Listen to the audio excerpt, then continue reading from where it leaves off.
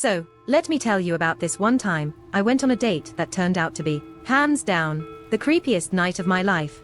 It all started when I, an adventurous soul from overseas, landed in the UK for my studies. Little did I know, my quest for love would lead me to a night I'd never forget. I matched with this guy on Tinder app. He was charming, incredibly smart, and, get this, hinted at being the son of a duke. But for the life of me, I won't spill who he is. I wouldn't wish that night on anyone. We hit it off talking about this rare comet that was supposed to light up the night sky. Perfect for a first date, right? A night under the stars, or so I thought. He suggested we watch the comet from this secluded spot known only to a few. The perfect view, he said. The excitement was real, but there was this unsettling feeling I couldn't shake off.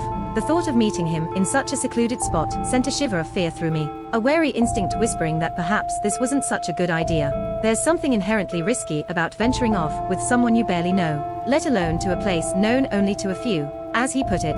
But then, there was this allure, this undeniable curiosity that stemmed from his background. He was, after all, purportedly the son of a duke, and that heritage, that glimpse into a world so posh and different from my own, tipped the scales. It was this blend of excitement and the promise of a peek into his elite world that ultimately nudged me to cast aside my reservations. What's life without a little adventure? We met in central London and took a train, where we chatted about life and started bonding. Or that was what I thought at the time. We arrived at a weird British suburban village, and not long after at a trail getting into the forest. Armed with nothing but our phones and an old compass he brought, for the aesthetic, he claimed, we set off. Little did I know, our guide that night would be more than just the stars. As the night approached, we mapped out our little adventure to the comet viewing spot. He was so keen on making it memorable, planning every detail. I was all in, caught up in the romance of it. You see, this wasn't just any comet. It was one of those once-in-a-lifetime cosmic events, last seen over 100 years ago. Can you believe that? The perfect backdrop for what I hoped would be a perfect date. We decided to keep it mysterious and fun, not even sharing real names yet. Call me Celeste, I said. He chuckled, opting for Orion. It was silly, but thrilling, diving into the night as almost strangers. He was the perfect gentleman. He put my jacket in his backpack. He carried some snacks. Everything was dreamy. I also saw in his backpack an old book he insisted on bringing. When I asked him, he said it was crucial for the night. And so we set off, the world around us fading into twilight, our path lit only by the promise of what was to come. Little did I know, the night had secrets of its own, waiting just beyond the shadows. Finally, we reached this open clearing. The view, absolutely unreal. The comet was just starting to show, like nature's own spotlight.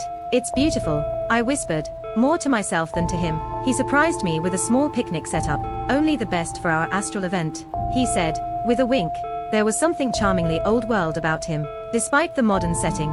Seemed as captivated by the sky as I was. There's something magical about comets, he mused, like they're harbingers of fate. I laughed it off, but part of me wondered if he was onto something. As the comet grew brighter, so did this weird, otherworldly glow around us. What's that? I asked, a bit unnerved. He just smiled. It's just the beginning. And my heart skipped, not entirely in a good way. Then he pulled out this compass. Looked like something straight out of a steampunk novel, humming and glowing. It's time, he said, suddenly serious. Time for what? I thought, suddenly feeling very, very alone. He asked me to help him with the device. It needs both of us, he insisted. There was a moment, our hands almost touching, where I hesitated. Was this the adventure I wanted, or had I stumbled into something far beyond my expectations?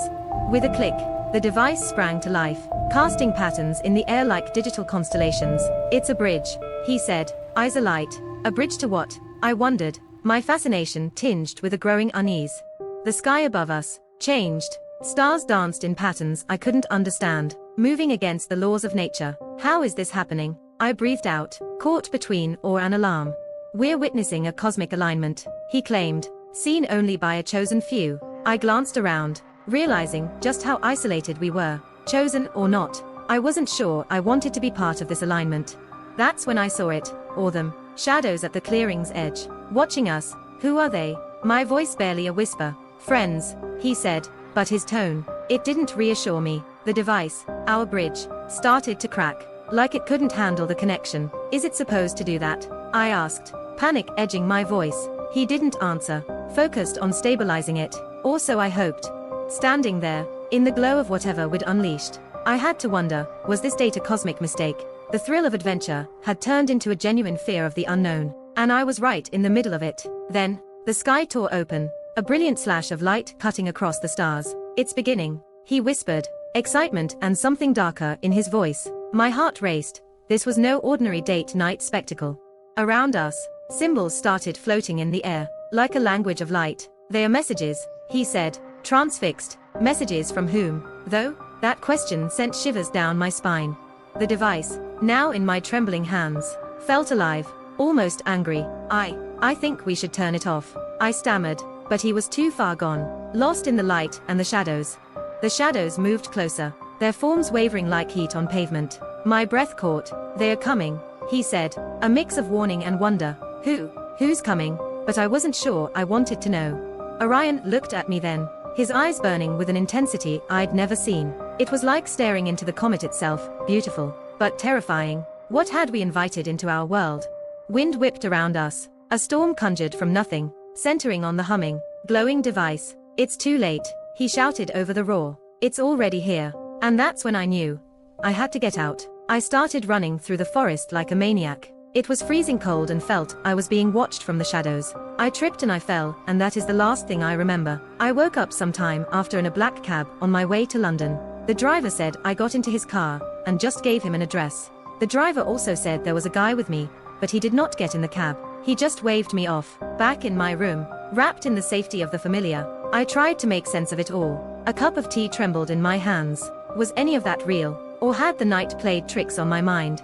Orion's Tinder, WhatsApp, Instagram were deleted. It's like he completely disappeared. It's like he never existed. I scoured the internet for anything that could explain what happened. Comets, ancient symbols, mysterious devices, anything that could tell me I hadn't imagined the whole thing. I dove deep into Reddit, forums, conspiracy theories, and tales of the paranormal. Each click took me further down the rabbit hole, but no answers were found, only more questions. Notes, sketches, questions, all scattered across my desk. The more I searched for answers, the more I realized how much of the world remains a mystery, hidden in the shadows of the unknown. Staring out into the calm night, it was hard to believe that just hours ago, my reality had been so altered. The stars were just stars again, but inside, I felt irrevocably changed.